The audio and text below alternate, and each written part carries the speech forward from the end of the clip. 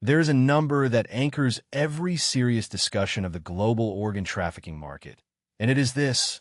Approximately 2 million people worldwide are waiting for organ transplants that they need to survive or to avoid permanent disability, and the global legitimate organ donation system provides approximately 150,000 transplants per year. The gap between supply and demand is not a rounding error. It is a chasm. For every person who receives a legitimate transplant, roughly 13 do not. People on transplant waiting lists die. In the United States alone, approximately 20 people per day die while waiting for an organ that does not arrive in time. This gap is the fundamental economic force that drives the global black market for human organs. Where there is desperate demand and inadequate legal supply, markets form. The organ trafficking market is, in the assessment of the United Nations Office on Drugs and Crime, one of the fastest growing areas of transnational organized crime.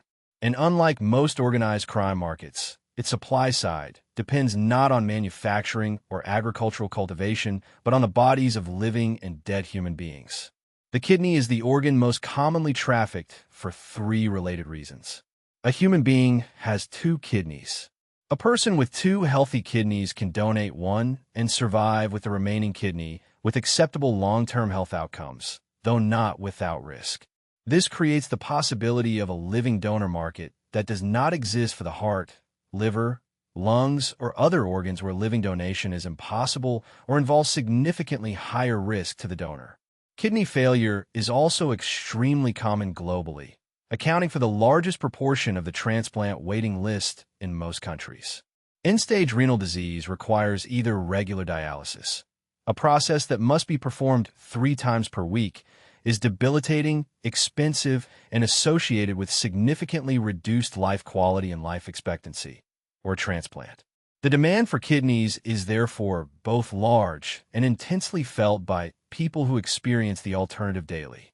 Finally, kidney transplantation is technically the most established and accessible of major organ transplant procedures, with the longest clinical history and the broadest availability of surgical and post-operative expertise. This makes kidneys the most practically realizable commodity in any organ market. The organ trafficking market operates through several distinct models that reflect the range of regulatory environments, economic conditions, and criminal organizational capacity across different regions. The most documented model is the so-called transplant tourist circuit, in which wealthy patients from developed countries, typically suffering from kidney failure, travel to jurisdictions where brokers can arrange paid transplants using kidneys purchased from living donors. Pakistan, China, Egypt, the Philippines, Kosovo, and several other countries have been identified at various points as significant destinations. The brokers who operate in these circuits occupy the central position in the supply chain. They identify potential recipients through medical contacts, transplant centers, and word of mouth. Typically patients who have been told they face years of waiting for a legitimate transplant and are willing to pay to avoid the wait. They identify potential donors through networks in economically deprived communities, recruiting individuals who need money urgently and are willing to sell a kidney. They arrange the medical facilities, typically legitimate hospitals or surgical centers that are willing to perform the transplant with falsified or absent documentation of the donor's consent circumstances. They handle logistics, payments, and the documentation needed to make the transaction appear legitimate. The price differential between what donors receive and what recipients pay reflects the broker's margin and the costs of the operation. A kidney donor in Pakistan or Egypt typically receives between $1,000 and $5,000, a sum that is substantial in local economic terms, but a fraction of the procedure's total cost. Recipients in Western countries typically pay between $150,000 and $250,000 for the full package: broker fees, surgery, and post-operative care. The harm to donors is systematic and poorly understood by the people who enter these transactions. Prospective donors are typically recruited by brokers or sub-brokers from communities where acute financial need, debt, unemployment, medical bills, the need to provide a dowry, creates vulnerability. The recruitment pitch emphasizes the safety of the procedure and the size of the payment. It typically does not honestly address the long-term health consequences of living with a single kidney, the risks of surgery, or the possibility that promised payments will not be made in full. The medical follow-up that living kidney donors in developed countries receive after legitimate donations, regular monitoring of kidney function, blood pressure management, lifestyle guidance, is typically absent in trafficking contexts. Donors who experience complications after selling a kidney in a trafficking context have no legal recourse and often cannot afford the medical care their complications require. Studies of former kidney sellers in Pakistan, Iran, Moldova, and the Philippines have found high rates of chronic health problems, worsening financial situations compared to pre-donation, persistent physical pain, and psychological distress. The transaction promises escape from a financial crisis, but frequently delivers a permanent health impairment whose consequences outlast the money by decades. The donors who sold a kidney to pay off a debt often find themselves, years later, in poor health, facing the same economic vulnerability and no longer able to sell anything else. The Chinese organ transplantation system represents a distinct and particularly disturbing dimension of the global organ issue. For approximately 2 decades following China's expansion of its transplant program in the 1990s, credible evidence accumulated that organs for transplantation were being sourced from executed prisoners, specifically executed prisoners of conscience, including practitioners of the Falun Gong spiritual movement, Uyghur Muslims, and members of other persecuted groups. China's transplant waiting times, which were reported by Chinese hospitals to foreign patients as being measured in days or weeks rather than the years typical in other countries, were inconsistent with any plausible voluntary donation rate and suggested an on-demand system with a controllable supply.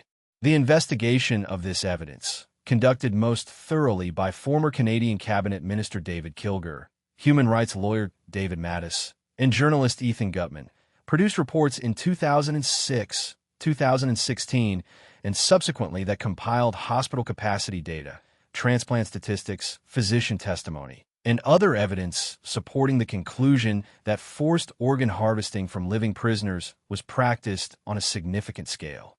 The China Tribunal, an independent people's tribunal convened in London and chaired by Sir Geoffrey Nice QC, published a judgment in 2019 concluding that forced organ harvesting from prisoners of conscience in China had been practiced on a substantial scale and constituted crimes against humanity. China has officially denied these allegations and implemented reforms to its organ donation and transplantation system, including the formal prohibition of prisoner organ use in 2015 and the establishment of a voluntary deceased donor system. Independent researchers have disputed whether the reforms have eliminated the practices identified. The legal and regulatory responses to organ trafficking have been active at the international level and inconsistently implemented at the national level. The Declaration of Istanbul, adopted in 2008 by an International Assembly of Transplant Societies and Nephrology Organizations, established ethical principles for organ transplantation that explicitly condemned organ trafficking and transplant tourism. Most countries have signed onto these principles. Enforcement depends on national implementation. Several countries that were formerly significant destinations for transplant tourism have enacted stricter regulations and prosecuted some brokers and complicit medical professionals.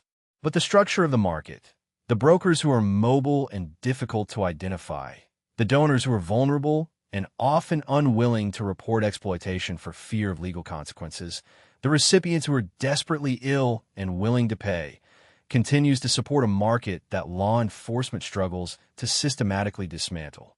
The only policy intervention that addresses the root cause of the market, the gap between organ supply and demand, is increasing legitimate organ donation. Countries that have implemented opt-out donation systems, in which the default position is consent to donation unless explicitly refused, have seen significant increases in deceased donor rates. Spain, which has the world's highest deceased donation rate, operates an opt-out system combined with active coordination infrastructure that maximizes the conversion of potential donors into actual ones. The organ trafficking market is sustained by a conjunction of factors that cannot be addressed by any single intervention. The medical reality of organ failure and the scarcity of legitimate organs, the economic desperation that creates a willing supply of living donors, the organizational capacity of criminal networks that exploit both sides of this desperation, and the regulatory fragmentation of a global system in which transactions that are illegal in one jurisdiction can be conducted in another. The desperate recipient and the desperate donor are both, in their different ways, victims of the same underlying failure: the gap between what medicine can do and what the system surrounding medicine can supply. Closing that gap through legitimate means is the only intervention that would eliminate the market rather than simply making it operate in a different location.